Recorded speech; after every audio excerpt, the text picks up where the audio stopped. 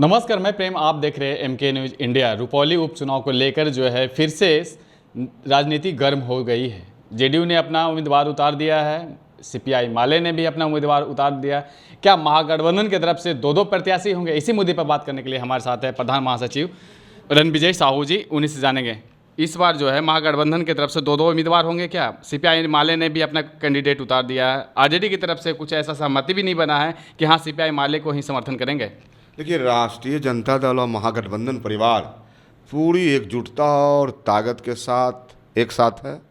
Bharatiya Janata party और NDA के जो झांसे हैं, उस झांसे को रुपौली की महान जनता इस उपचुनाव में सबक सिखाने का काम करेगी। जिस प्रकार से हमेशा जुमलेबाजी करके भारतीय जनता पार्टी और तमाम नेताओं के द्वारा नौजवानों, युवाओं, किसानों और मजदूरों के साथ छला जा रहा है, या इसी चुनाव में एकजुटता के साथ हम उनको शिरकत करेंगे और आने वाला जो भविष्य है 2025 है, निश्चित रूप से इसका आगाज होगा।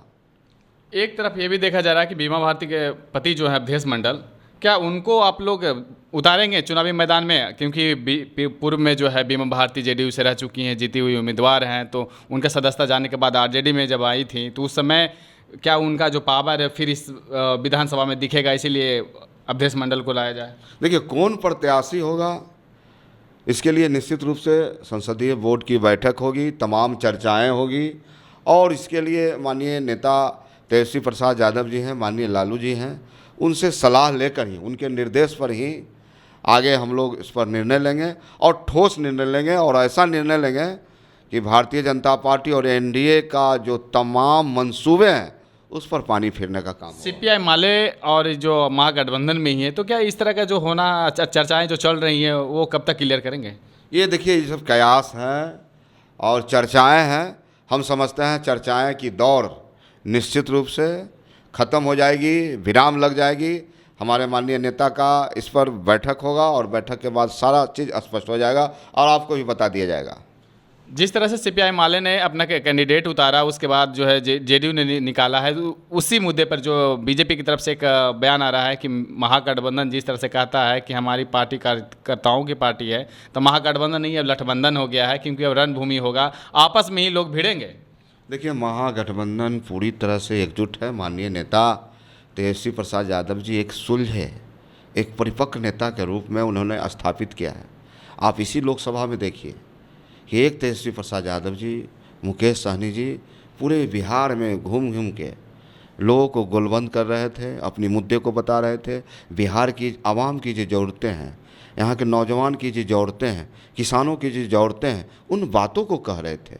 दूसरी तरफ भारतीय जनता पार्टी और एनडीए के 20 हेलीकॉप्टर जो पुनः जनता को झांसे में, फ्रेम में, मंदिर के नाम पर, मस्जिद के नाम पर लोगों को पुनः ठगने का काम किए हैं, तो काठ की हारी बार बार नहीं चढ़ती। और हम समझते हैं कि रुपौली में उपचुनाव में निश्चित रूप से करारी हार मिलेगी और करारा जवाब भी मिलेगा। 19 तारीख को नरेंद्र मोदी नालंदा विश्वविद्यालय में आ रहे हैं। क्या इस बार जो है कहा जा रहा है कि फिर हो सकता है प्राइवेट हाथों में ही दे दिया जाएगा? इस तरह का कुछ बातें चल रही, क्या कितनी है? देखिए, ये पूरी तरह से भारतीय जनता पार्टी और एनडीए की जो सरकार है पूरी तरह से निजीकरण की ओर है। आप देखिए, भारत का सबसे बड़ा, एशिया का सबसे बड़ा संस्थान रेल हुआ करता था। आज रेल की क्या व्यवस्था है? आज किस प्रकार से हमारे जो आम नागरिक हैं रेल का सफ़र नहीं कर पा रहे हैं। शौचालय में यात्रा करने को हमारे देश के नागरिक, बिहार के नागरिक विवश है। आखिर जिम्मेवार कौन है? मोदी जी कई बार बिहार आवे, कोई फ़र्क नहीं पड़ने वाला है। बिहार को कुछ तो देना नहीं है, बिहार को सिर्फ ठगना है। और जिस प्रकार से उन्होंने कहा था कि हम अच्छे दिन लाएंगे, नौजवानों को रोज़गार देंगे, बिहार में विशेष राज्य का दर्जा देंगे, विशेष पैकेज देंगे, तो बिहार फिर मांगता है मोदी जी से कि बिहार को अधिकार कब मिलेगा, कब इसका हक देंगे? बिहार की जनता आपसे पूछती है।